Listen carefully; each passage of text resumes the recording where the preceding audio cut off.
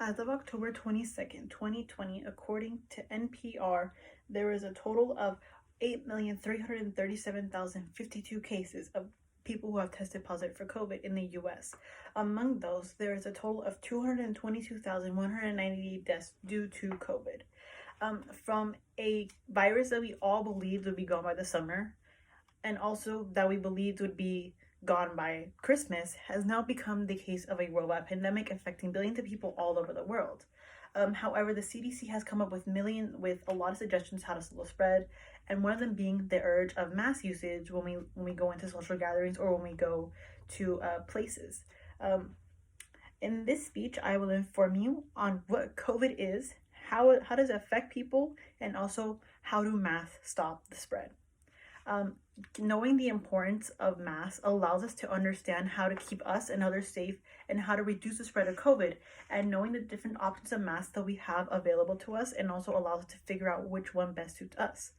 We should firstly, in this speech, I will cover firstly what COVID is, how it spreads. Secondly, how masks reduce the chance of getting COVID, and lastly, the difference between the masks and also where do they rank from the best to not really the best. We should first begin with what the virus is and what causes it to be transmitted. The CDC states as of January 2020, it states that the coronavirus, also known as COVID-19, is an illness caused by a virus that can spread from person to person.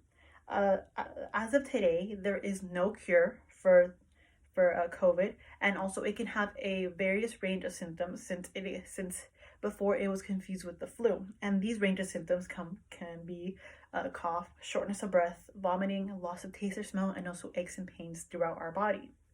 The CDC also says that a person can be infected by coming into close contact, which is less than 6 feet, with a person who has tested positive.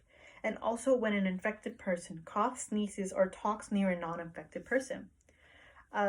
It can also be transmitted from surfaces. So if a infected person touches a surface and then a non-infected person touches the surface and comes into contact with their eyes, nose, or lips, it can cause them to also be infected with this virus. Now that we understand what COVID is and how does it spread from person to person, we can now explore how do masks stop this spread. The CDC has called for us to wear masks in order to prevent the spread of COVID.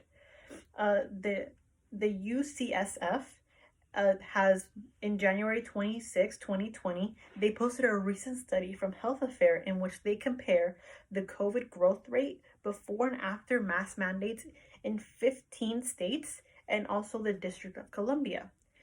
They found that masks had led to a slowdown in daily COVID growth rate. Another study that the UCSF has posted, they looked at COVID deaths across 198 countries, and they found that those with cultural norms of government mask mandates, they also had very low COVID deaths. Another case is when a man flew from China to Toronto and had tested positive for COVID. During the flight, he had a dry cough. However, he wore a mask. And when the 25 closest people got tested, their results came back negative. This showed that this allowed for the CDC to show that the importance of masks and also how it's helped to slow the spread.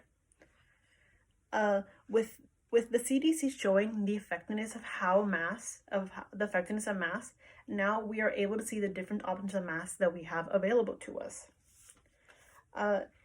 I will cover the 4 different types of masks that we have available to us right now. So the 4 different types of masks are fabric, the surgical, the N95, and face masks that have valves on them. So according to Health Fabric in August 2020, fabric masks can allow us to stop the droplets from our mouths from going out. The droplets that are released by the person who sneezes, coughs, or talks, it allows them to be stopped. However, these masks are made of fabric, so when they do become wet, we really do have to just wash them. We can't wear them all the time since they can become dirty. And And when it comes to the N95 mask, they block 95% of particles in liquids. This mask is considered to be the best mask for us to use. However, one of the problems with this mask is that they aren't meant for the general public, and it makes it very hard for children and people with facial hair to be able to wear this mask.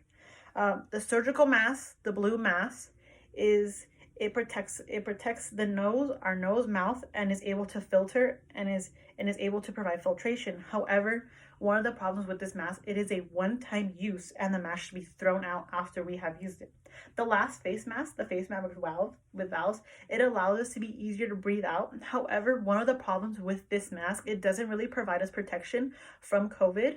And also, if a person who is wearing the mask has tested positive for COVID with the valves, it allows them to be able to spread out the virus with either their cough, sneeze, or even with them talking. If a person that they come in contact does not have a mask, the valves will allow the disease to be transmitted through, and also can cause the person that they are talking to to test positive for COVID, since they are coming in contact with their droplets. With the 4 different types of masks that I have talked about, it is up to you to choose which one you personally think fits your lifestyle. COVID is a virus that affects everyone, and to slow the spread, it involves masks.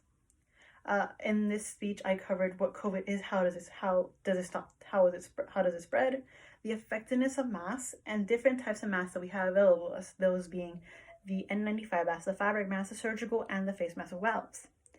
With over 8,337,000 cases in the US, will we allow ourselves to continue for these cases to rise, or will we finally take matters into our own hand and finally wear these masks to allow us to slow the spread? These are my index cards that I have used for my presentation. Thank you.